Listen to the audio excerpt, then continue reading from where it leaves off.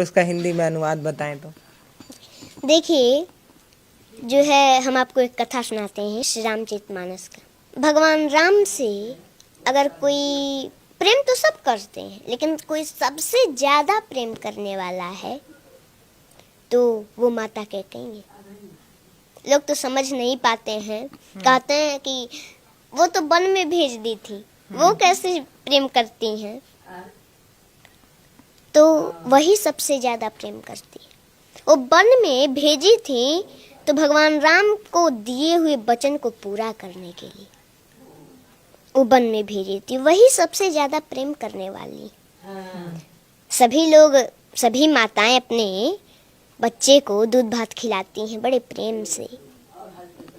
वैसे ही एक बार माता कैकेयी भी भगवान राम को अपने गोद में बैठा करके और दूध भात खिला रही थी। भगवान राम एक गिलास खाए, 2 गिलास खाए, 3 गिलास खाए, चौथे में हाथ पकड़ लिए। बोले, माँ, आपने कभी हमसे ये नहीं पूछा कि राम तुमको कुछ चाहिए? तो माता कैकेयी बोली कि अरे पुत्र, अरे राम, तुमको कुछ चाहिए तो जल्दी बोलो, क्या चाहिए? तुमको कुछ चाहिए, जल्दी बोलो।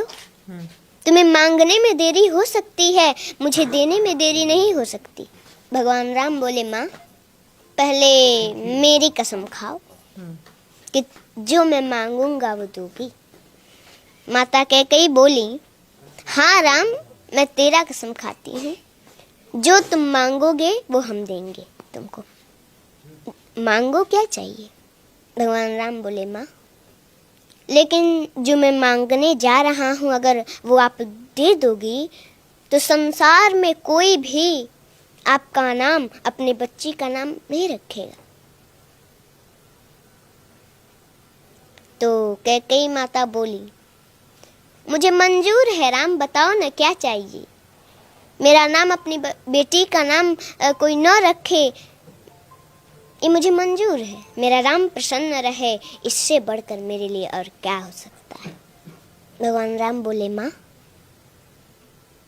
लेकिन जो मैं मांगने जा रहा हूँ अगर आप दे देंगी तो संसार में आपका अपजस होगा। माता कैकेयी बोली, मुझे जस मिले, मेरा राम प्रसन्न न रहे तो वो जस मुझे नहीं चाहिए, मुझे अपजस मंजूर है। भगवान राम के आंखों में आंसू आ गए। बोले, माँ, लेकिन जो मैं मांगने जा रहा हूँ वो आप दे देंगी ना, तो कदाचित आपको वैधव्य जीवन भी देखना पड़ सकता है। माता कैकेयी जब ये सुनी मौन हो गई। आप ही बताइए, कोई भी भारतीय स्त्री हो तो उसको ये बात तो खटकती है। मौन हो गई माता कैकेयी।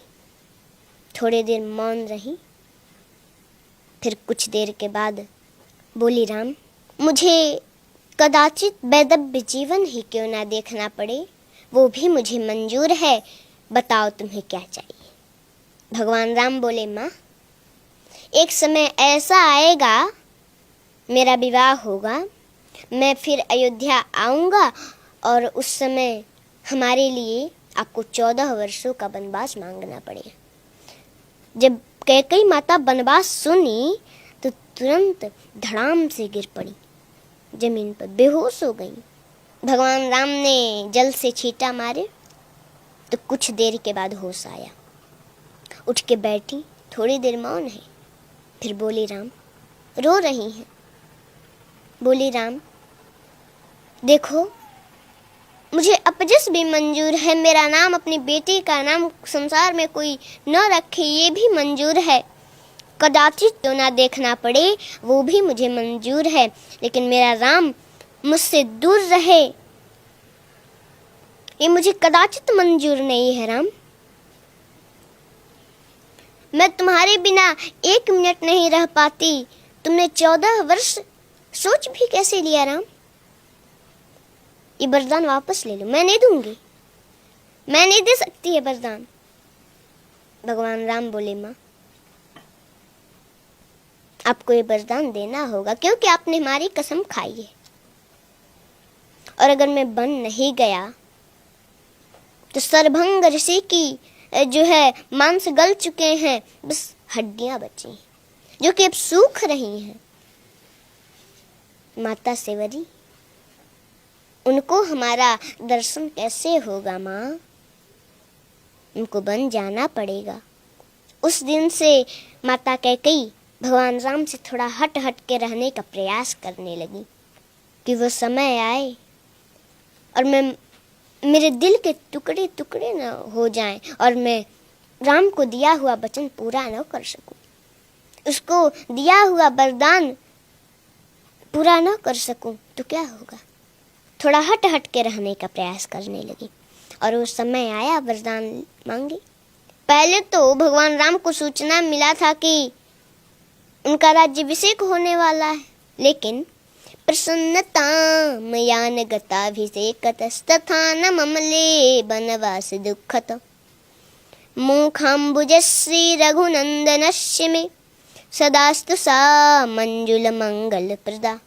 जब भगवान राम को ये सूचना मिली कि उनका राज्याभिषेक होने वाला है तो उनके मुख पर प्रसन्नता नहीं थी, लेकिन पुनः उसके अगले दिन उनको सूचना मिल गई कि 14 वर्षों का वनवास मिल गया, तो उनके मुख पर थोड़ा सा उदासी भी नहीं थी।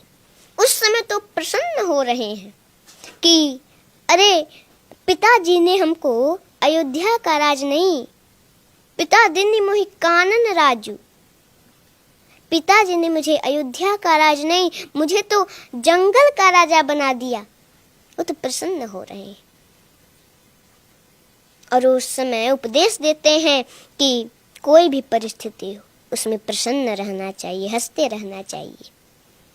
कोई प्रसन्नता की बात सुन ली, ज्यादा उसमें प्रसन्न भी नहीं होना चाहिए, और कोई दुख का बात सुन लिया तो उसमें ज्यादा दुखी भी नहीं होना चाहिए। हर परिस्थिति में एक जैसा रहना चाहिए। जी देखिए, पुत्र और माता के बीच का जो प्रेम है वो इन्होंने कितने प्यार से समझाया है। इतना इससे पहले भी कई बार राम कथा सुनी होगी, कई बार आपने मंचों पर सुनी होगी, मैंने भी सुनी है, टीवी में देखा है, कई बार मम्मी के साथ सत्संग जाना हुआ है, लेकिन इतना प्यार से आज तक कभी नहीं सुनी हूँ। इतने मधुर आवाज में कहाँ पे ठहराव देना है, कहाँ पर पिच गिराना है कि आप उस वाक्य से जुड़ पाएं, कहाँ पर पिच उठाकर हाई बोलना है, ये एक कला है।